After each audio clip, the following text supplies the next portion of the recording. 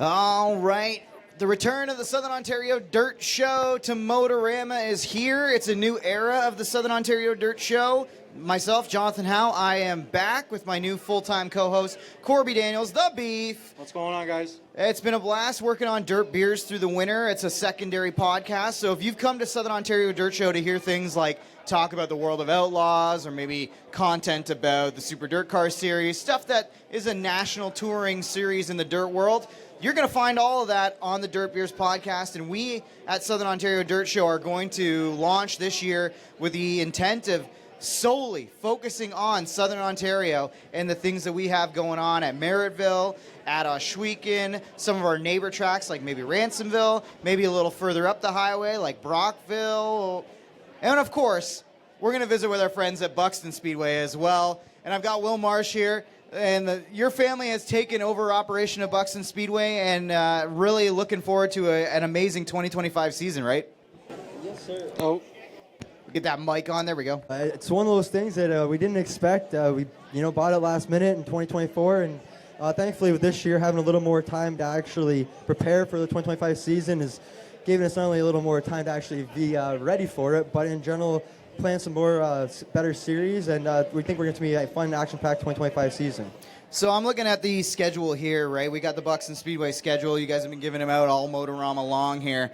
You get going with some practice nights late in April and early in May. Opening night, May 10th, though. You guys are racing right through to October 18th with the Eve of Destruction night.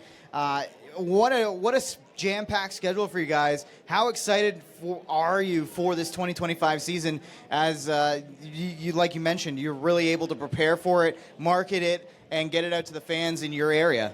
If we could start this weekend, we would. Unfortunately, it's a drivers' meeting this weekend, but it's one of those things, honestly. We just want to get out there as soon as possible. We were going to do it a little earlier in April, but we didn't know if the track would be able to hold up with it with how much moisture has in it right now. So we wanted to play it safe and did May 10th as the opening night. Awesome. And you guys just recently have taken over the track. Talk about maybe, I've seen on social media some of the upgrades you guys have been doing at the track. Talk to us about that and what you've been sprucing up or fixing or even implementing new at the racetrack.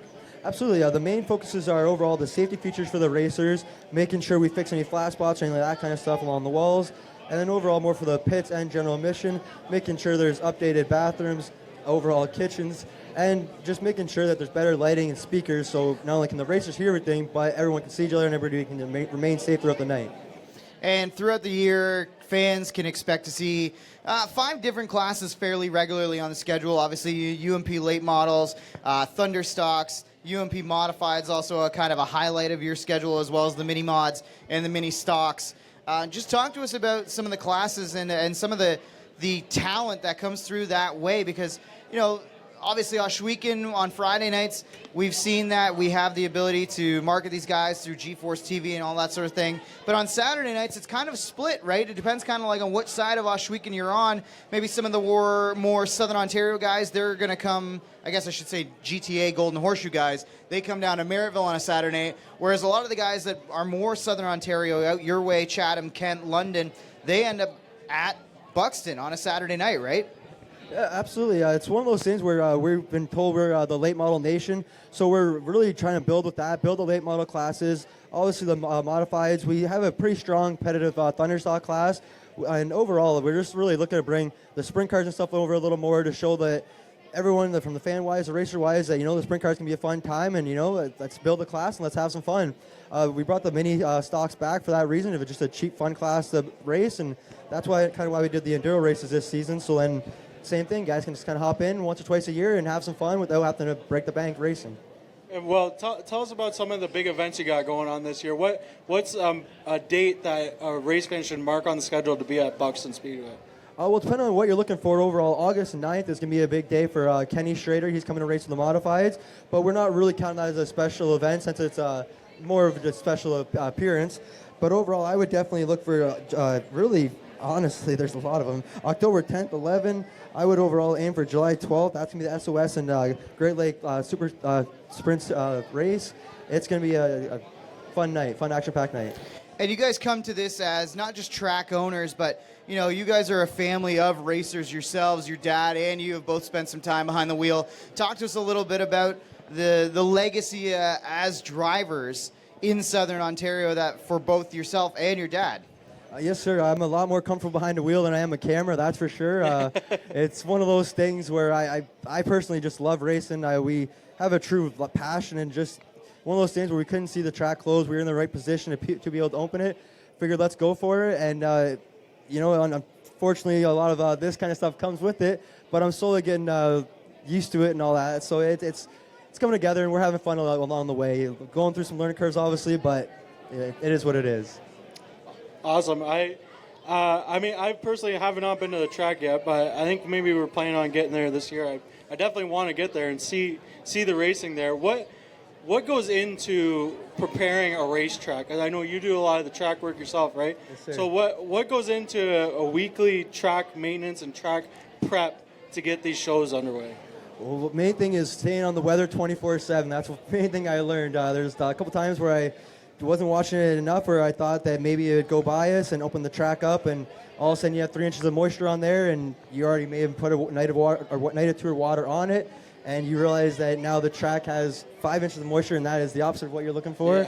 So little things like that, where it's just trial and error, and just really figuring out what you were looking for, because every clay is different at the end of the day. So how I would have not thought, honestly, it was going to go was a little different in the sense of it needed a lot more packing. There was some weeks where we were out there for 40 hours just straight packing the track, and there's other weeks you have to actually rip it up and either spring tooth harrow it or tiller it, and start from fresh pretty much. So I want to know, maybe from like your experience as a driver, what are some of the things that you look forward to presenting to the drivers that are going to come through your track in 2025?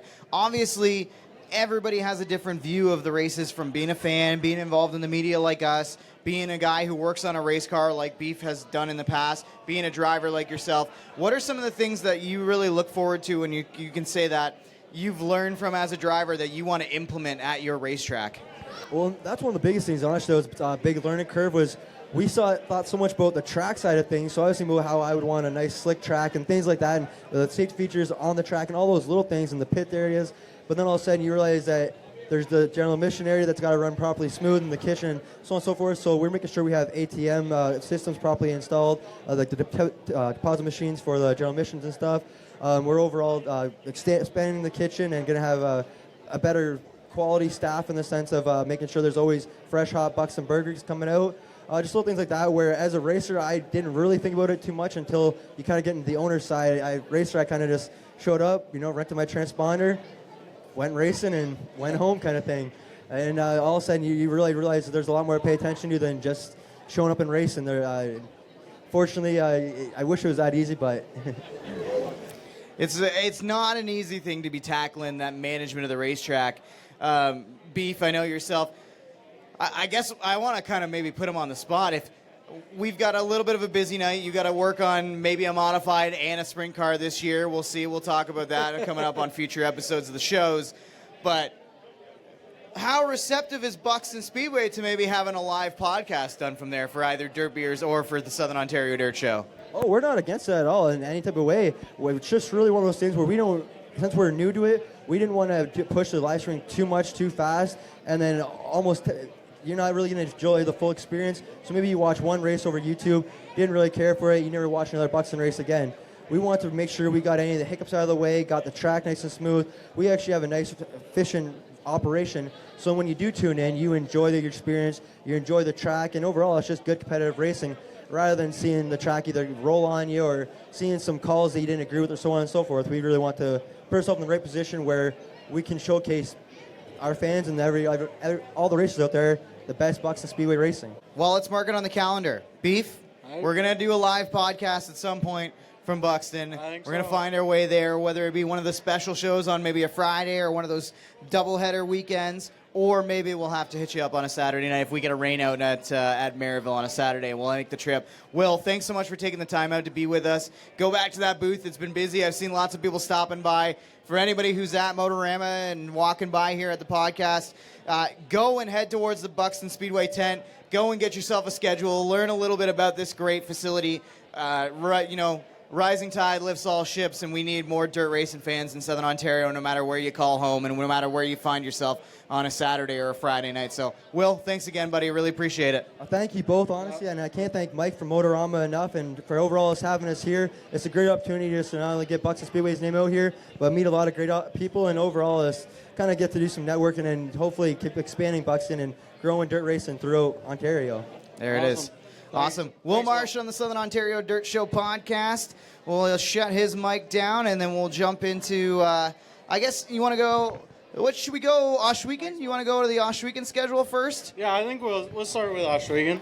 I mean, we've kind of had an Oshweekend heavy show on the Dirt Beers podcast. Again, if you want to find more information on the stuff out of the southern side of the states, you're talking about your World of Outlaws late models, Lucas Oil late models. You want to talk Super Dirt Car Series. You want to talk about the World of Outlaws high limit sprint cars.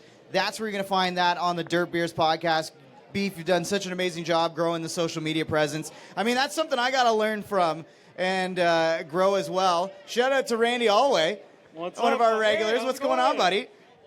How's it going, buddy? Do you want to come on for a quick second? Come on for a quick interview. We got a friend walking by here, so let's jump on and let's get Randy on. Mini stock driver representing the Alway brand. That's a wicked T-shirt, by the way. Thank you. All right. So, Randy, how's the off season been? Are you ready for 2025? No, not at all. My car is in a C-can right now. The body is up on a rack in the shop. And I have a new enclosed trailer that I'm building a frame for the past, 2 months, 3 months. I got to say, 2024, I don't know how you felt about it, but from my standpoint in the media and watching you on Saturday nights, especially at Merrittville, really felt like a great year of growth for you to be really competitive and really kind of break out as one of the top Mustang drivers in mini stocks, which is not a common thing to say. No, it's pretty hard. And, we're dealing with 30, 40-year-old junk at the end of the day. So for us, it's always kind of been just how can we push it? How can we change the stuff that's been the status quo with the Mustangs without taking the rule book and throwing it out the window? So it was a very good last year. I was really proud of what we did, what we accomplished. It was, to get a win under our belt. After everybody telling me, oh, you're going to get it. It was good to finally, get that done. Yeah.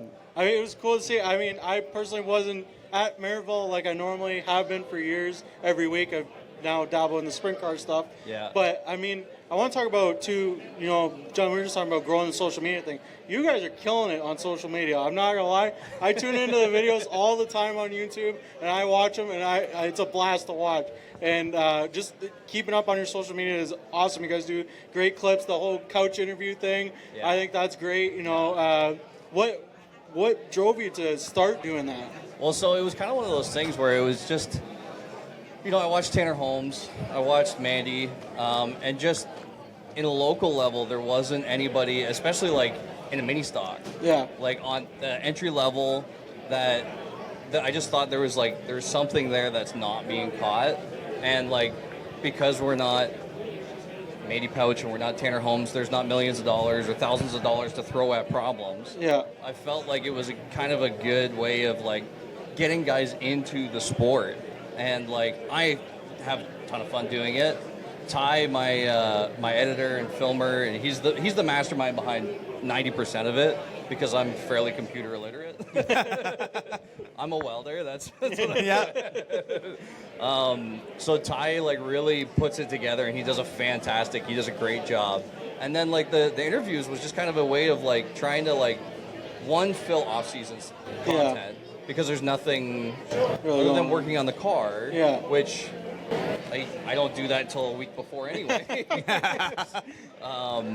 So getting off-season content that's not just replayed from the year before or anything like that, and trying to give other local guys that have been racing for years a bit of a spotlight of their own that they might not have that social media outreach. Yeah. They might not want to do it. They might not have the know-how or whatever. Yeah. And so just trying to give other local guys spotlight and kind of it's been fantastic to that first year when we did the interviews of reaching out to guys that they don't know who the heck I am. Yeah. And like, you know, frankly, that's okay, yeah. But other than that, and so now it's been nice to like expand like friendship through other classes and through guys that would probably never pay attention because we're track packers.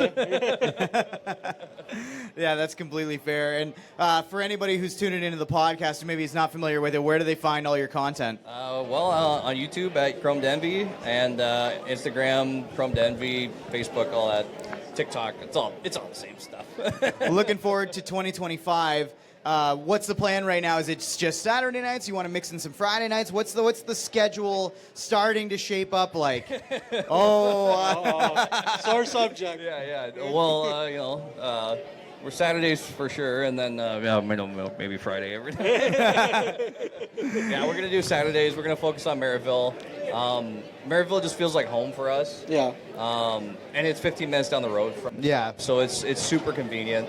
Maryville just feels like home. So like, I really want to get a trophy this year. I don't want no more plaques. I want a trophy.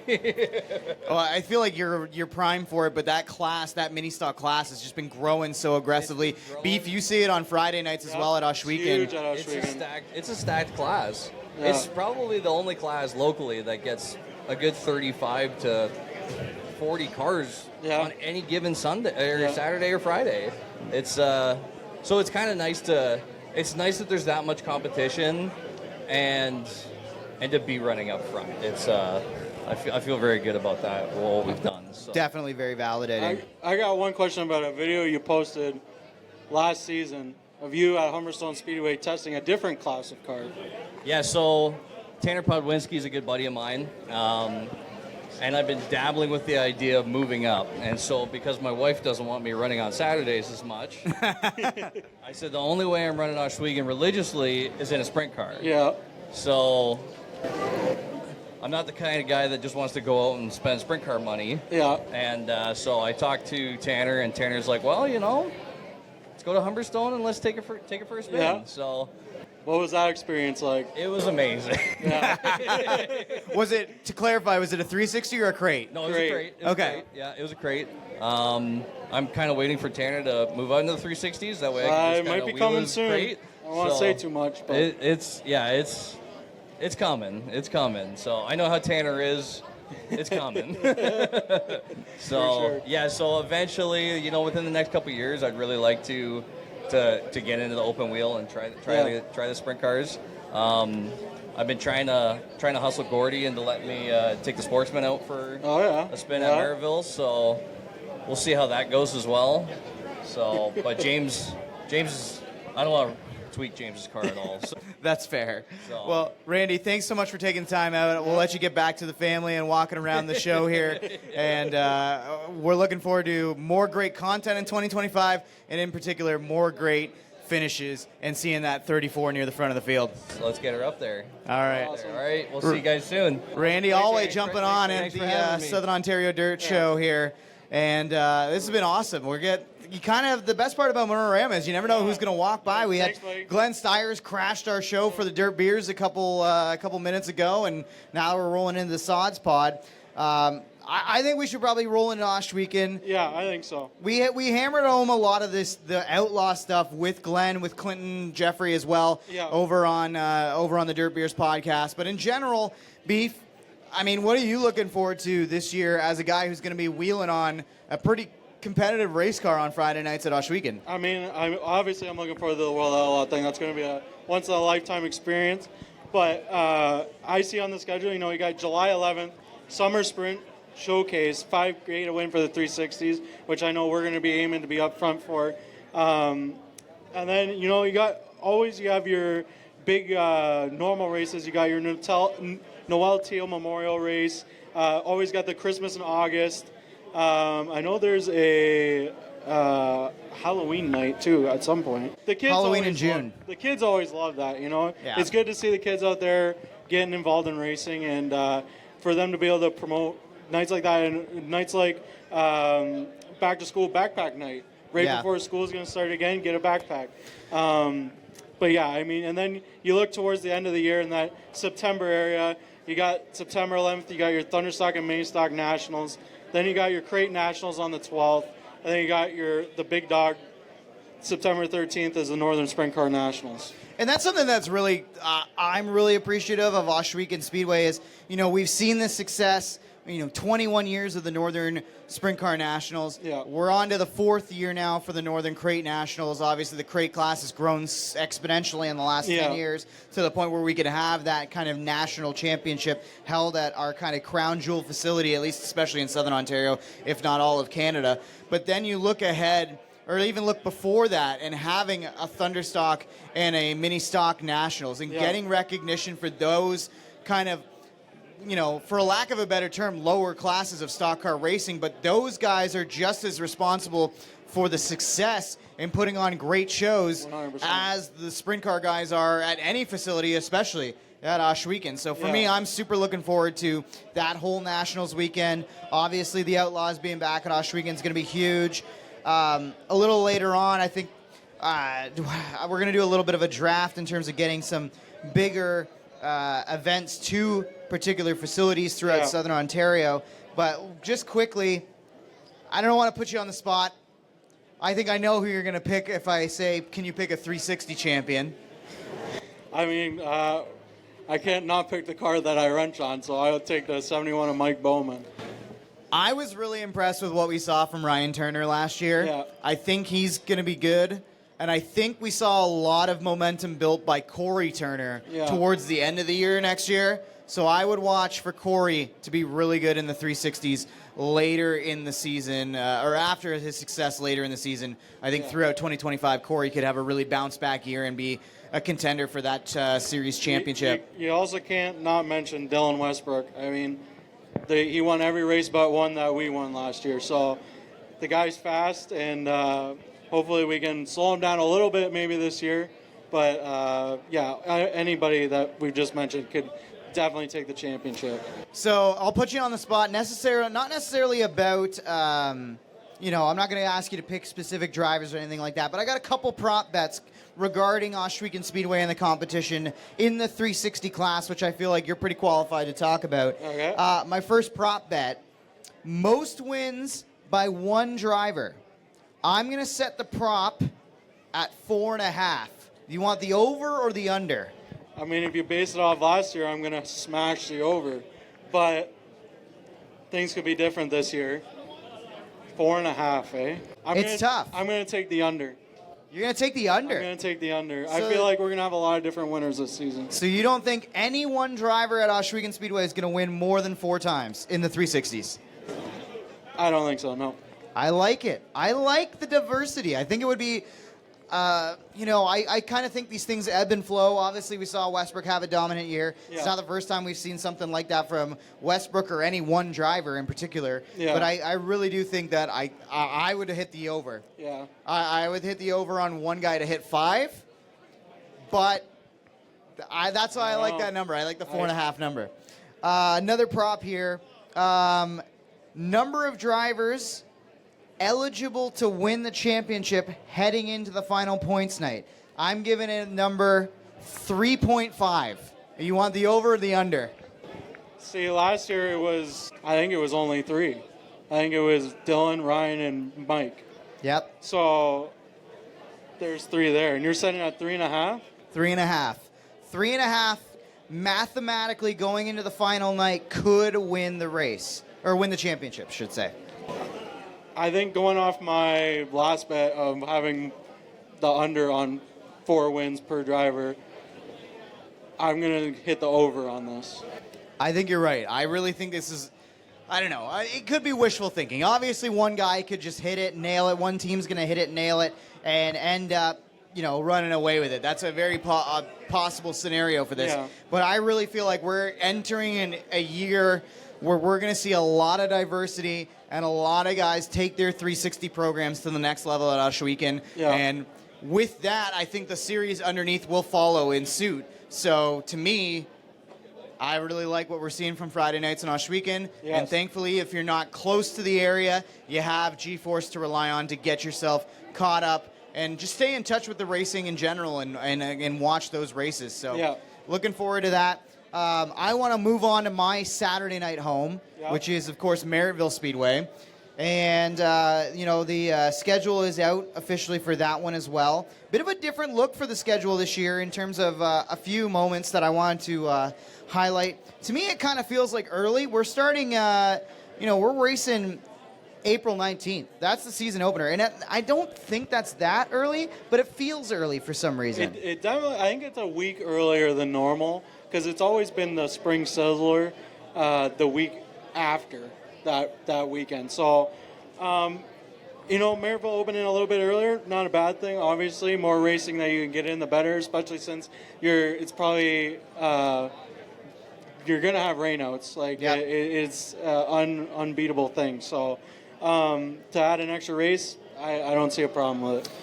And you mentioned some extra racing. Something of note that I found was kind of interesting on the Sportsman Series, and I haven't connected with anybody at Dirt Car to see if there's maybe a conflict that drove this. But the Dirt Car points, the actual season-long points Yeah. for the Dirt Car Sportsman, it's going to wrap up about a week earlier, or not about, it is going to wrap up a week earlier than the rest of the championships on the schedule at Merrittville, Yeah. which is, again, I think of a bit of an oddity. I don't remember something like that happening in my experience as an announcer so far, but I do kind of like that because I think with how diverse and how much the sportsman class has grown, to have their kind of own championship night, I think it's going to be a lot of fun. Yeah, I think so too. The sportsman class, more competitive than ever at Merrittville Speedway. Everybody's chasing one car at the moment, though, and that's the 7. We'll see what Cody can do. Shout out to my buddy Tyler Petrowski, nipping off Cody twice last season, which was pretty cool. Yeah, it was one heck of a dominant 2024 year for Cody McPherson. If you didn't keep up with Merrittville Speedway, I mean, won all but 3 races. Tyler got 1, and Tyler got 2. Or sorry, Tyler Yeah. got 2. That's right. Yeah. And then we had Pendakoski got the other one. Was it? I'm not was it sure, Nigel though. that got the last? I'm trying to remember. Or I no, know- it was Penante. Matteo Penante. Oh, yeah. Matteo Yeah. Penante hopped into the 20 mongrel ride. Yep. I knew it was one of those young guns, and that's another thing that's been great so far at Merrittville is entering into the modified divisions. All of a sudden, we have a ton of kind of young gun talent Yeah. coming up. Modifieds, there's been, after a little bit of a rocky kind of few years in that class, really, you had Gary Lindbergh have a hot summer that sealed his championship Yeah. early in this, or kind of not early in the year, but after struggling early in the year, having that run off of races that he did through July and into August, Yeah. that really wrapped up the championship in an early fashion for him, as opposed to some of the tight battles that we've seen come down to the end. But this year, I mean, I don't know. Can we confirm it? Do we want to officially announce things at the show? I don't want to put you on the spot. I mean, the car is in the race shop, so Mike has purchased another modified. We plan on running, I don't believe a full season at Merrittville, but we will be there. We'll see how it goes. I mean, a lot of people that know me personally, I got out of the modified thing, got into the sprint car thing, and I haven't looked back. But it's definitely going to be fun to get back to Merrittville some this year and get to see some people that I haven't seen in a couple of years, and just try and wrench on the 71 and see if me and my brother can put the hot setup in it, I guess, and get her to the front. Yeah, I mean, like Mike Bowman obviously is a guy who's going to contend for wins regularly. We'll see what the schedule allows him to do in terms of getting towards, higher in the point standings. I don't think that's the goal for you guys based on the conversations that I've had kind of behind the scenes with you. But if Mike Bowman is back at the racetrack, that is another modified that you have to factor in, could be winning races and taking wins away from a Gary Lindbergh. Does that mean Freddie Carlton wins less this year? Is that one of maybe some of those other modified guys that snuck up there and took wins? Are they going to be now, that much, is the task that much harder in terms of who they're going to have to beat with Mike being there? That's another heavy hitter. But I mean, and just in general on Saturday nights, the 358 class at Merrittville is top notch regardless of who's showing up through the pits. Yeah, for sure. Merrittville has a very, very diverse 358 modified field. It's been like that for years, and I really don't see it changing that much. You always got your your cornerstone guys that have been there forever, like Freddie Carlton, like Scott Wood, like Pete Picknell. Yep. So I think the modified class is still going pretty strong at Maryville Speedway. And we'll see what can happen. So a few of these kind of special events to pay attention to at Maryville this year that you're going to see. I mean, one that I've already got circled, of course, is the All-Canadian Tribute Show. That's going to be running Saturday, Sunday, Monday in terms of a triple header. The Sunday night flat track motorcycle racing, so that's going to be a little bit new. I don't know if I'm going to be on the call for that one or if I'm just going to be there as a fan. I haven't really talked with Don and with the officials at the racetrack if they bring in their own announcers, but if they do, I'm going to go watch, because flat track racing two-wheel stuff is a lot of fun. Yeah, I've seen them once at I haven't seen them at Oswego yet. They were there last year, but I saw them at Humberstone when they were there a year ago or 2 years ago maybe. It was pretty cool racing. I mean, for a guy I'm not really into the motorcycle stuff or dirt bike stuff or whatever, but it was cool to see a different form of racing, and they definitely put on a good show. Yeah, that All-Canadian Tribute, again, that's going over the August-long weekend at Maryville Speedway in Thorold, Ontario, of course. And it concludes with the 4th annual Canadian Grand Nationals, which I don't want to jinx it. I don't want to talk about it right now, but I don't think weather has been the best friend of that particular event. So I think we're 1 for 3 in terms of getting shows in. I think that we've had 2 rainouts, if I'm not mistaken. So we'll see. Well, I'm optimistic about that. Optimistic about the weather in general. Weather was a big factor at Maryville Speedway last year in terms of kind of raining us out. We'll see what the weather brings after a really heavy kind of precipitation, snowfall style winter. Maybe that means we get a dry summer. Who knows? Hopefully. Wouldn't hate that. A couple other quickly dates of note here. Obviously, we've got the Victoria Day 40-lap modified feature event happening Monday, May 19th. So you can kind of almost follow up the sprint car stuff that we have leading into that weekend with some Monday night modified madness, if you will. That's going to be a lot of fun.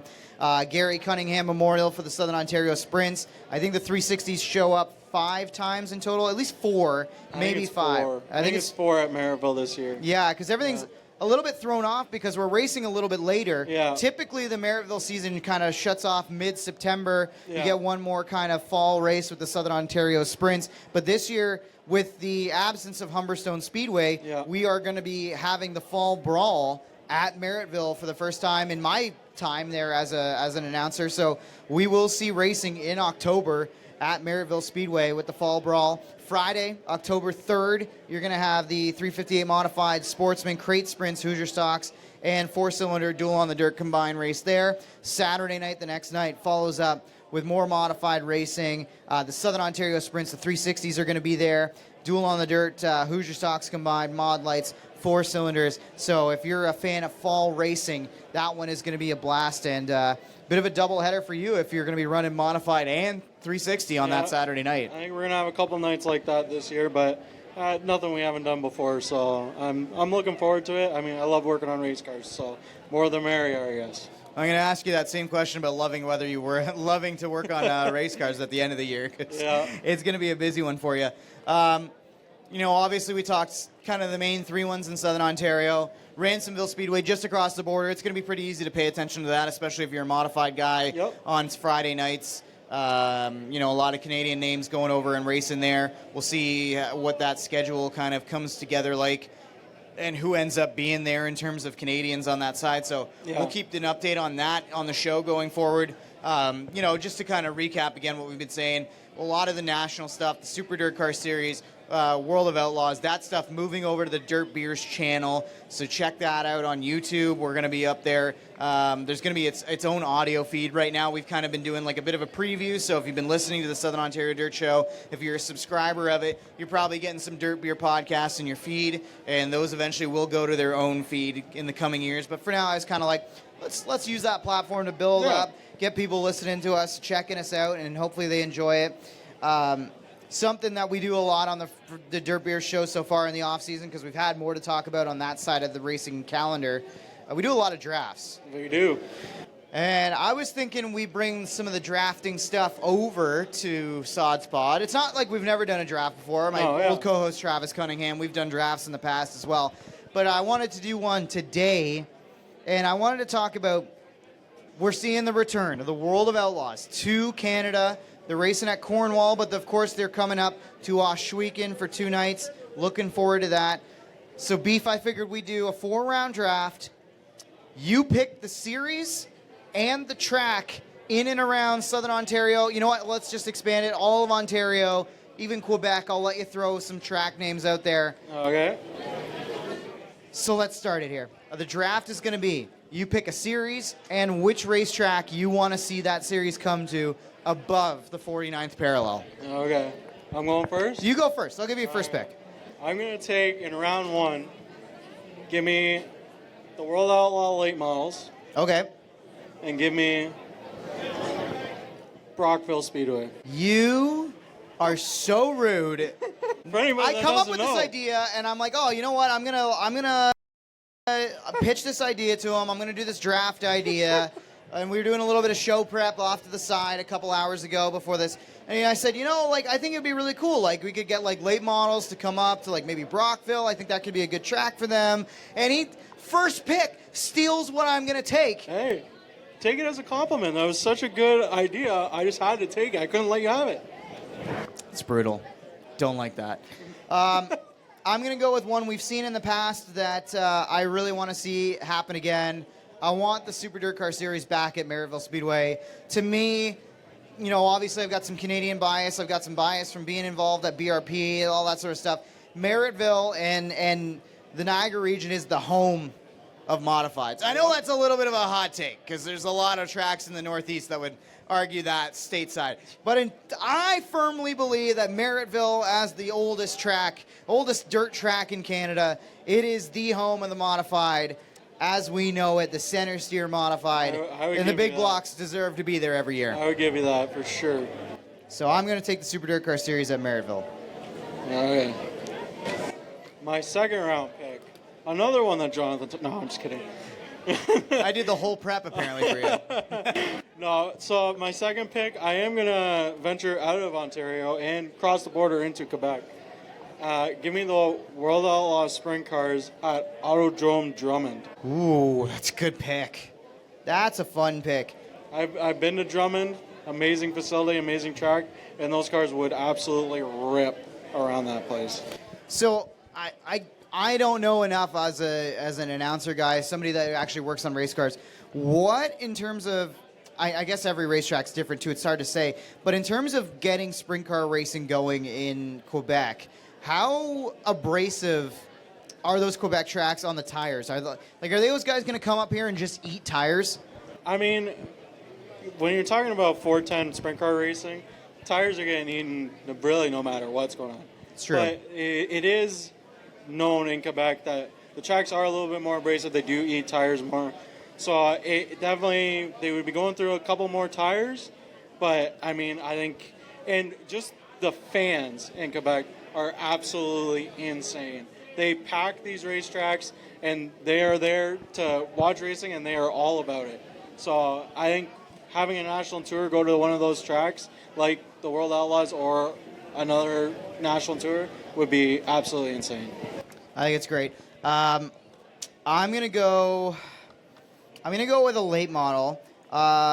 You took the World of Outlaws late model, so let me take the Lucas Oil Dirt Series, Yeah. Dirt Late Model Series, and you know what? Might be recency bias. We just had Will Marsh drop by the stage, but I mean they're a late model facility. They like pushing late models. Let's get the Lucas Oil late models to South Buxton. Why not? That would be pretty cool. I think, you know what, if they're going to make themselves the late model facility, why not reward them with one of those top series to come north of the border and run at their facility? Definitely be cool. I think it'd be a good facility to do it too. Back to you. Okay, so my third round pick, one that's a little off the cuff, I think. I'm not sure how much people are fans of them around here, but give me the USAC non-wing sprint cars. Woo! At Autodrome Granby in Quebec. Oh, so USAC non-wing at Granby. Big track, some banking, but not a ton of banking, and more style towards what they race down there in Indiana and on the West Coast. Okay, that's fair. All right, I'll give you that. I'm going to go with a bit of a fantasy pick. Okay. Bit of a fantasy pick here. And I'm going to get a hold of the fine folks at Rogers. And I am going to go to the stadium formerly known as Skydome. And we're going to cover that baseball field in dirt. And we are going to have the Northern Chili Bowl. I don't know, we probably can't call it the Northern Chili Bowl. But maybe it's like the Northern Sky Bowl. Maybe it's got something to do with the Skydome. Okay. I am getting the midgets to Toronto to race at Skydome. And I guess I want to run it unsanctioned, but if I have to go with sanctioned, you got to go USAC, obviously, right? Yeah. So I want to bring midget racing to the Dome in Toronto. A Canadian dome race. Yep. I'm not against that at all. I don't know if Skydome, you know, like looking back on it, I don't know if Skydome in Toronto is the market. Obviously, there's enough of us in Southern Ontario that would probably buy tickets and be a part of that. But I don't know if you could get the atmosphere in a place like the Skydome that you get in the Dome in St. Louis, for example. Yeah. But with the absence of the midgets being at the Dome in St. Louis, I think we need a big Dome race for the midgets, and that's the one I would pick. Just saying. That's pretty good. Not gonna lie. So we got one more, right? One more pick. Let me think here. I gotta pick high limit. Yeah. I gotta take high limit. And give me high limit at Brighton Speedway. High limit at Brighton, eh? Yeah. Now, that is a track that I believe you visited with the 360 team, right? I've been there, yeah. In terms of racing for folks who maybe aren't familiar with Brighton, how's sprint car racing at Brighton? It doesn't happen a lot. That's why I think it would be a big draw there. But it is good. It's a very abrasive track. I'm not going to lie. There's a lot of times where rubber can get laid down. But I think if they got a big series like that coming in, they're going to do everything they can to make sure that track is not taking rubber and that they're going to have a good show. And just Brighton, the Apple Fest weekend that they have every year at Brighton is always a fun time. And I think if you get a national tour in there, it's just going to amplify it times 10. That's fair. That's fair. I kind of already shot my shot with this, but I want to circle back on it. Okay. It's something we've talked about on Dirt Beers when it comes to dome racing. Yeah. I want a 358 modified race Yeah. at Olympic Stadium in Montreal. I'm going All right, we 358. got the other Jonathan Morrison agrees. from Jomo Media is chiming in. What do you? I said I agree. Yeah. Is that what I heard? You're in? He's in. He's in for a 358 race in Do Montreal. we got the budget for that? God dang. Okay. No, that was quick. Yeah, I mean, probably 358 I think makes sense because they're so popular around Southern Ontario. Yeah. They've got obviously a ton of drivers that would come from here. I think there's a lot of guys who are, you know, upstate New York, Northeast in general, they'll come across. Yeah. I think you could really put together something special for the modifieds in Montreal and like, you know, I think we're seeing the Quebec fans, you've talked about it, how crazy they can get. It's crazy. What about 60,000 of them in a dome watching some modified racing? I can't say that I would not be in attendance for that. Exactly. Yeah. It's a good one. So I've got the Olympic Park there. Let's run it down here one more time. For Team Beef on the Fantasy Bringing Racing Series north of the border to our facilities, you want to see a World of Outlaws late model race at Brockville. Yep. You want to see the World of Outlaws sprint cars at Autodrome Drummond. Yep. You want to see a USAC non-wing sprint car race at Granby. Yep. And you want to see the high limits travel to Brighton. And I'm going to take the Super Dirt Car Series, the big blocks at Merrittville. Let's get them back there where they belong. I want to see the Lucas Oil Dirt Car late models. I want to see them going towards South Buxton. Lucas Oil late models to South Buxton. I want to see some midget racing at Skydome in Toronto. Wouldn't be the first time. It's happened in the past, I think. If I remember correctly, I think it was Skydome that they came and raced at. It might have been Exhibition Center, but either way. Yeah. And I want to see some 358 modified racing in Montreal at the Olympic Stadium. I think it would be really, really cool to have a big celebration of modified racing in Montreal like that. I Would think that'd love be to cool. have a nice Montreal poutine while I watch that as well. Oh yeah, you'd have to come up with like a custom menu. It's like custom dirt on the poutine. Yeah. Right. That's got to be one of the things. That would be funny. So we're running kind of out of time here. We've been through Buxton, we've been through Merrittville, we've been through Ohsweken. Just in general, what are you most excited for as a fan of dirt racing in Southern Ontario for this year? I mean, I think it's thriving more than it ever has in Southern Ontario right now. And it's just cool to see that we are getting those national tours coming back to local tracks around here for our fans to be able to go and watch, and for our local guys to be able to try and compete on the national stage. But, you always see great local racing around here. Merrittville, any other track, Ohsweken, Brighton, Cornwall. Everybody puts on a great show. And the biggest thing is go support your local dirt track. I see it everywhere. They say if you're going to the track, bring a friend that's never been, and maybe they catch the bug and want to go every week as well. So can't say that I'm not excited enough for our personal season at MBR. Definitely ready to get to the track and work on some race cars and try and win some races. So what about you, Jonathan? What are you excited to see? Are you excited to get back on the mic at Merrittville? Super excited about getting back on the mic. I want to be on the mic as much as I can this summer at all facilities, but I love being at Merrittville on Saturday nights. Doing play-by-play for racing is like the best job you can have in the world, I would say.